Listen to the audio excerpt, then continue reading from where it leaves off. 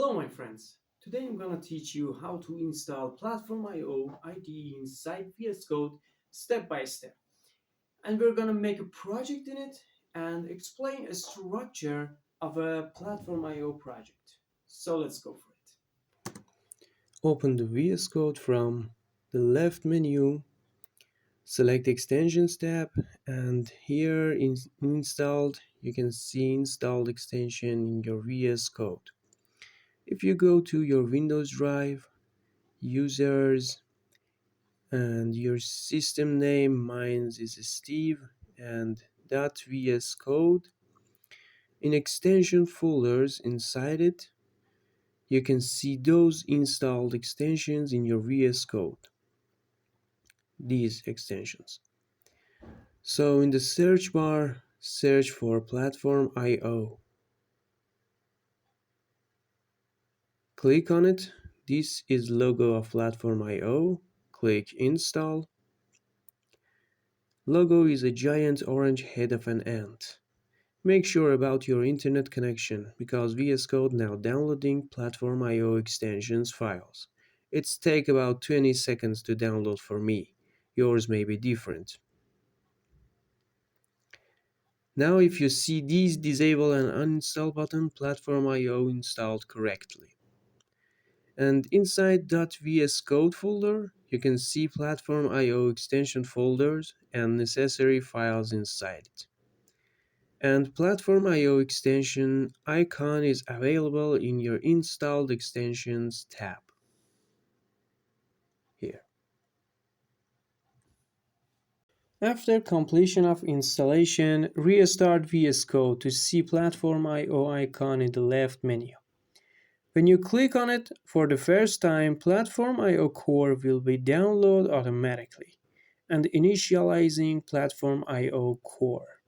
On the bottom right of the VS Code, you can see installing PlatformIO IDE. In the same directory with .vs Code folder, a folder will be created with the name of .platformio. After the downloading portable Python interpreter, here you can see the folder. Inside of that PlatformIO folder, you can see all the components that downloading.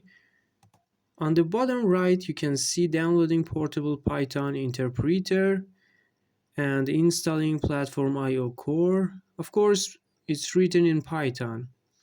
And after that, you can see loading PlatformIO core state and installing PlatformIO home.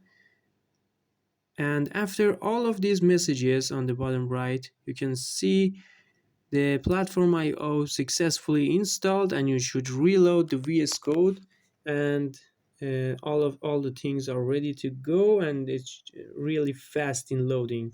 After reloading VS Code, PlatformIO Core will be initializing for the first time. You can watch the process at the bottom here. It will quickly initialize, don't worry. Here you can see pick a folder button, and it's useful when you want to open a project that you created before. And here is create new project button for creating a new project, of course. Click on it, and after a short loading, you can see PlatformIO Home here for the first time in this panel. This is the logo. You can see core version and home version here. On the left side, you have home, projects, inspects, libraries, boards, and platforms, devices. Here you have some recent news about PlatformIO, and on bottom you have recent projects. On the top right, you have the four button here, but now we are gonna use new project button. This is project wizard page, and it's for configuration your project.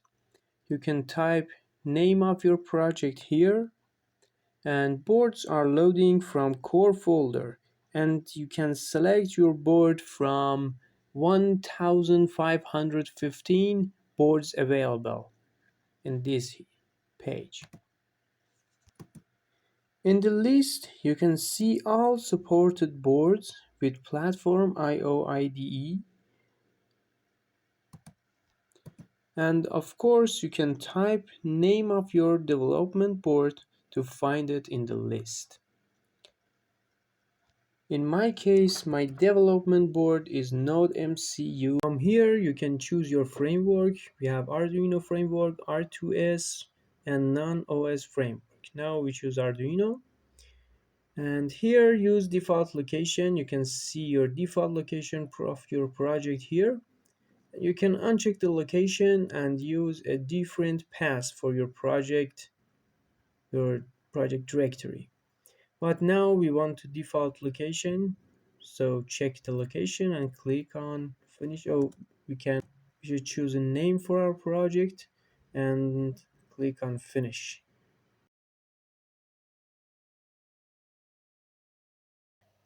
This is our project directory structure. We have 6 folder and 2 files here. .git ignore contain files and folders we want to ignore in our Git. If you want to use Git version control, this is an important file for you. PlatformIO.ini file is most important configuration file in a PlatformIO project, and the structure of it is key value, as you can see. First line specify environment of development for our project is Node MCU v2. First assign is for specifying platform. Ours is ESP 8266. Second one is our development board. Ours is Node MCU. And third one specify our framework, and it is Arduino, of course.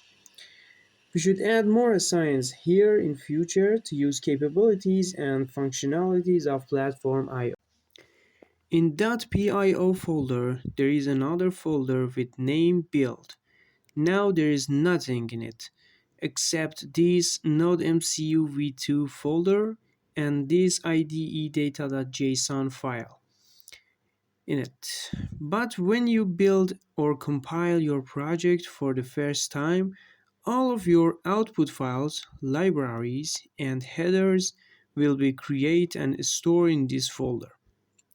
.vs code folder contains 3 JSON files. All of them are auto-generated and you should not modify them by yourself. First one contains include passes for libraries, and at the end of it you have version of C and C++ and compiler pass. Second JSON file is for extra extensions if you want to add some. And third one is launch.json, contains configuration about debugging and it's very useful. I would make a video for debugging soon and discuss more about launch.json file. Include folder is a storage for your header files you want to include in your project. Lib folder is a storage for your private libraries. In README file, there is a specific structure for how you should put your files inside it. It's very important to configure your files inside this folder. SRC is source folder that contain main C and C++ files that holds your codes. Test folder is a storage for your test files and unit testing. I hope you enjoyed this tutorial. And if it's useful for you, please like my video, subscribe my channel, and thanks for watching.